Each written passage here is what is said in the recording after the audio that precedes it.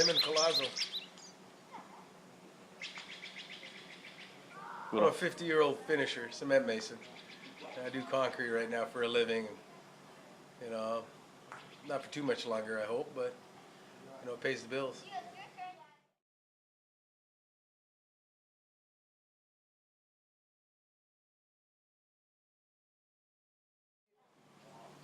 My love of life. What I like to do, I like to try something new. I mean, back then, my work structure was ballet. You know, even though my dad didn't like it. I mean, I don't think what father's really going to like his son being in ballet. I was klutz, and my mom put me in it just so I could get a little more coordination. But after a while, even though I was forced into it, after a while I grew to love it and started paying the bills. I mean, I was able to join different ballet companies that came calling for me in my style of dance, and I had a blast, But my daddy always said, you're going to do something, do it to your best ability. Don't hold back,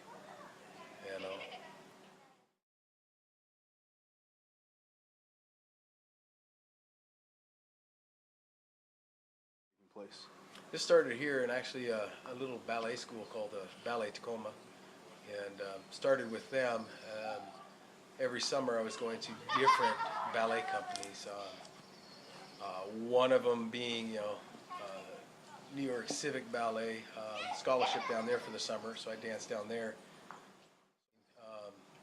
Leaving for the summer and dancing with these professional companies really gave me a big niche in the ballet world, and so I mean, I followed it. BET and ABT Ballet were the biggest ones. American Ballet Theater. Well, I was able to take classes with Michael Baryshnikov as an instructor, and he was probably the best male ballet dancer in the world. Defected from Russia in the 70s, and I got a lot of insight from that gentleman, and it's kind of brought me in a full circle.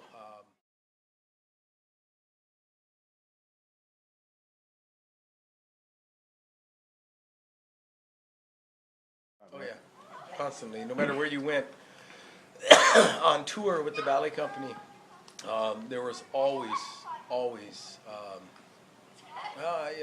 nice guys. They were homosexual. They'd always hit on you, and I'm not homosexual. And some of the lead dancers that I was with, they were gay. We were the best of friends. But on the outside world with my peers, a lot of people always looked at ballet as you have to be gay to be in ballet. And that prompted me, unfortunately, with some having to defend myself on a few occasions that, I was in the martial arts for years. But ballet helped with soccer, and it tremendously helped receiving, I'm a third-degree black belt, and I still roll around today fighting, but not like we did back then. Unfortunately, yeah, you got that a lot, especially in the Marine Corps. You got guys in there that were saying certain things because you can't be in ballet and be in the Marine Corps. So,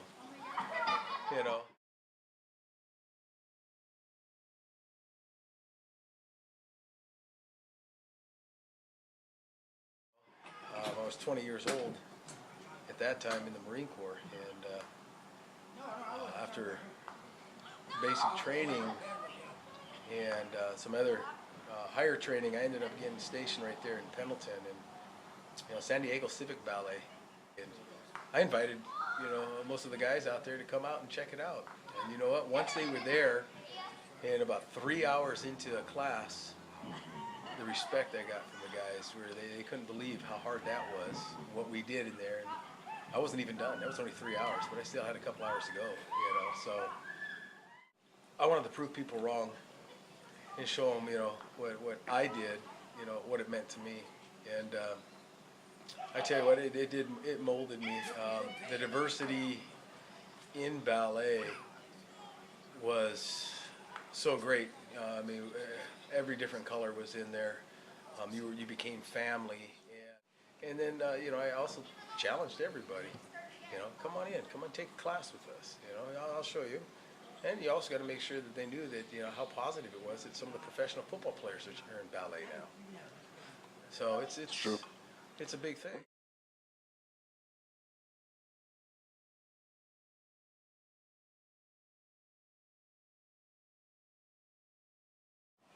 When I went into the Marine Corps, um, basically I had an uncle that was a Marine. He kind of told me about everything that was going on in there. I busted my hump for 6 months, training myself, to pass the physical aspect. The good part is when I did go through basic training, it wasn't that hard. I mean, for a lot of people, it probably was, but I was in shape. Did everything I had to do. The mental aspect of how they break you down and they bring you back up, I was ready for. My dad kind of put me into it. My uncle put me into it, and I was in that mindset. But they say you want to be the best of the best, and here I thought after graduation, yeah, I'm in the Marines, we're the best. And all of a sudden, I'm given orders for something I wasn't ready for, and that was recon training, horse recon.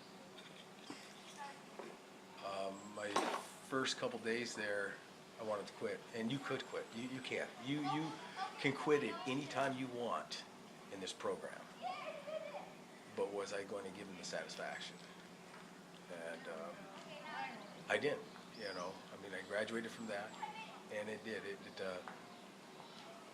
Being in the Marine Corps changed my mentality toward life, shaped me to who I am today. That's one of the big things. I don't think without that training I would be where I am today. I think I'd be stuck in a mediocre job, sitting at a desk, waiting for my life to pass. I'd probably be 500 pounds. I became a paramedic when I left the Marines. I worked federal paramedic for several years. Loved it.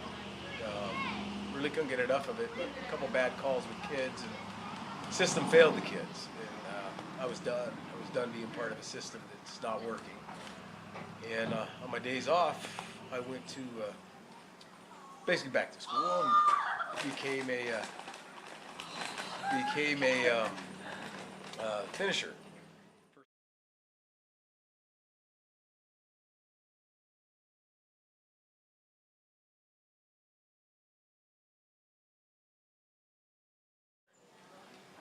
I care about the people that are closest to me, my family. I have very few and far between friends. My friends, the people who know me, they know me.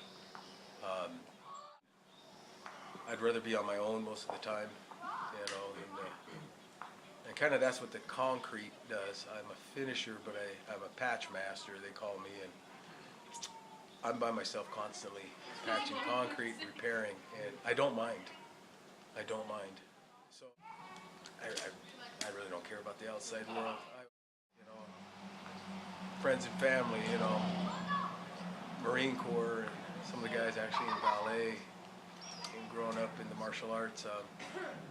Those are my close friends. You know.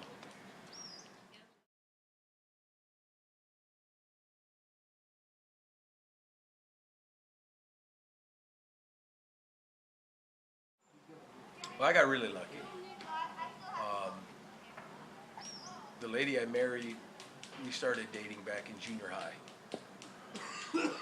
She's put up with me through all this time. She's my closest friend and companion, and we're coming up here. I think on 28 years of marriage. We've been together about 34 years. To me, that's all I need. And, she is it. But the other friends that I have out there, yeah, I'd go to hell and back for them. I truly would.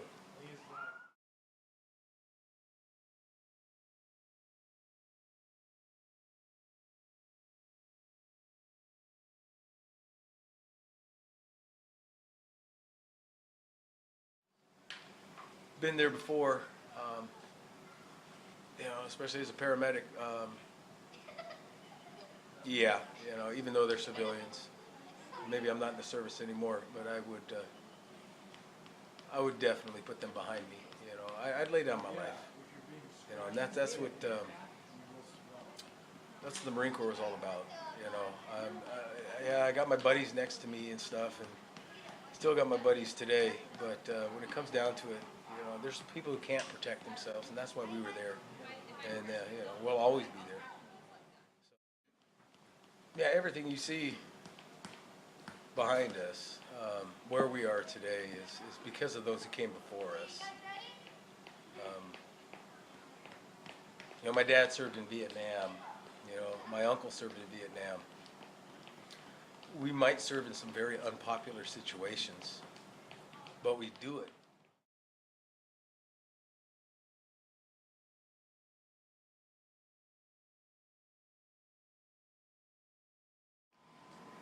It's all good. It's a saying I've always had, and no matter what happens today, you got to smile, because there's tomorrow. Yep. And it's all good.